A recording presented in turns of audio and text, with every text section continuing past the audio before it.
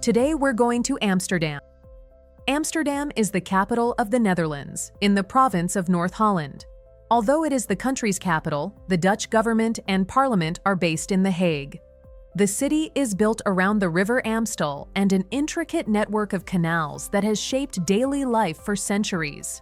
More than 1,700 bridges connect its neighborhoods, giving Amsterdam a character unlike almost any other European capital. It is also one of the easiest cities in Europe to reach. High-speed and international trains connect Amsterdam with cities such as Brussels, Paris, London, and Berlin, making it an excellent destination for a short city break. One useful tip before you start exploring: Amsterdam is surprisingly compact. Many of the highlights are within walking distance of one another, but the city is best enjoyed at a relaxed pace. Walking, taking a tram, hopping on a ferry, or simply following the canals often becomes part of the experience itself. The canal belt is the image that defines Amsterdam.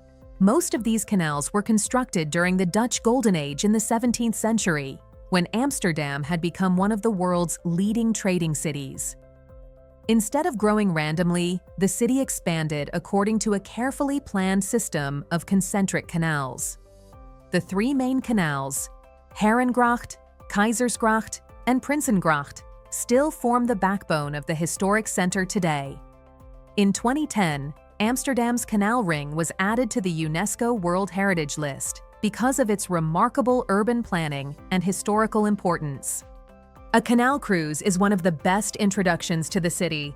From the water, you notice details that are easy to miss on foot: elegant merchant houses, decorative gables, hidden courtyards, and countless bridges that connect every part of the old center. Museumplein is the cultural heart of Amsterdam. The Rijksmuseum opened in its current building in 1885 and tells the story of Dutch history through art. Its most famous masterpiece is Rembrandt's The Night Watch, one of the world's best-known paintings. Only a few minutes away stands the Van Gogh Museum, home to the largest collection of works by Vincent van Gogh anywhere in the world. Nearby, the Stedelijk Museum completes the square with modern and contemporary art. It is tempting to visit everything in one day, but most visitors enjoy the experience much more by choosing one museum and taking their time. These collections deserve more than a quick walk through. The Anne Frank House is one of Amsterdam's most moving places. From July 1942 until August 1944, Anne Frank, her family, and 4 other people hid in the secret annex behind her father's business premises on Prinsengracht, while Amsterdam was under Nazi occupation. During those 2 years, Anne wrote the diary that would later become one of the world's most influential personal accounts of the Holocaust. The museum deliberately remains modest. Instead of spectacular displays, visitors experience the small rooms where 8 people lived in complete secrecy for more than 2 years. Dam Square is where Amsterdam began. The city owes its name to a dam that was built across the River Amstel during the 13th century. Around that crossing, trade gradually expanded into one of Europe's richest cities. Dominating the square is the Royal Palace. Although it serves the Dutch royal family for official ceremonies today, it was originally built as Amsterdam's City Hall and officially opened in 1655. Its impressive architecture reflected the enormous wealth of Amsterdam during the Dutch Golden Age. Today, Dam Square remains one of the busiest places in the city, where history, street performers, locals, and visitors all come together. The Jordaan offers a completely different atmosphere from the Grand Canal houses. Originally built during the 17th century as a working-class neighborhood, it gradually evolved into one of Amsterdam's most desirable districts. The area is filled with narrow streets, independent cafes, small art galleries, and peaceful canals that invite you to slow down. Right next to it lie the 9 streets, a charming collection of shopping streets between the main canals. Rather than large international brands, you'll mostly find local boutiques, vintage shops, bookstores, and cafes. This part of Amsterdam is best explored without a strict plan. Often the nicest discoveries are the ones you never expected to find. De Pijp shows another side of Amsterdam. Developed mainly during the late 19th century, it has grown into one of the city's liveliest and most multicultural neighborhoods. Its biggest attraction is the Albert Kuip Market, which has welcomed shoppers since 1905 and stretches for hundreds of meters through the neighborhood. Here you can sample Dutch classics such as fresh stroopwafels, herring or poffertjes, but also discover food from many cultures that now call Amsterdam home.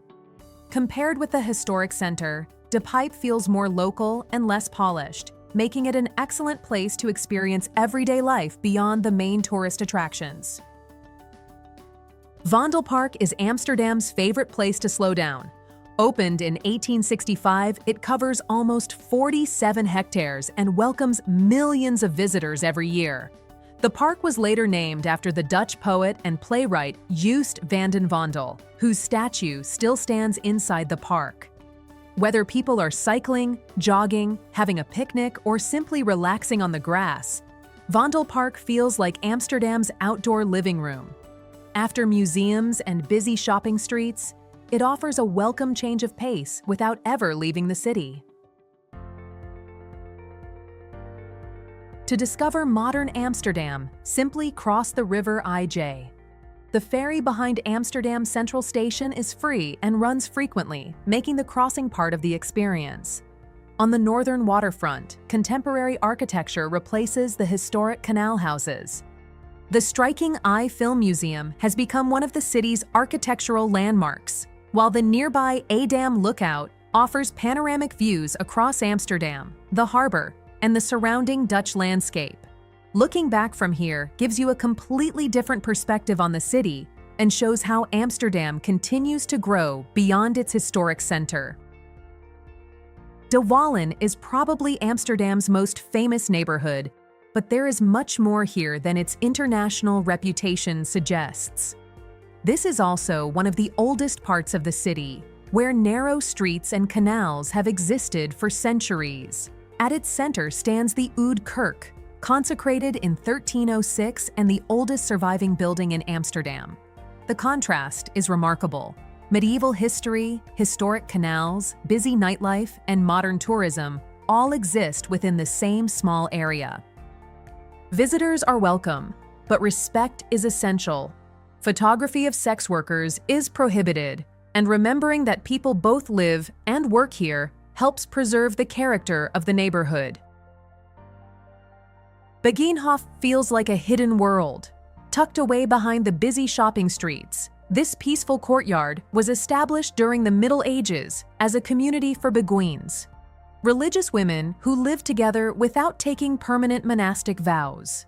Stepping inside almost immediately changes the atmosphere. The traffic, bicycles, and crowds disappear, replaced by gardens, historic houses, and remarkable silence. One of the houses here, known as the Houten Huis, is among the oldest surviving wooden houses in Amsterdam. It is a small stop, but one that leaves a lasting impression because it reveals a quieter side of the city that many visitors never discover. The city is compact enough to explore on foot, but constantly crossing it from one side to the other quickly becomes tiring.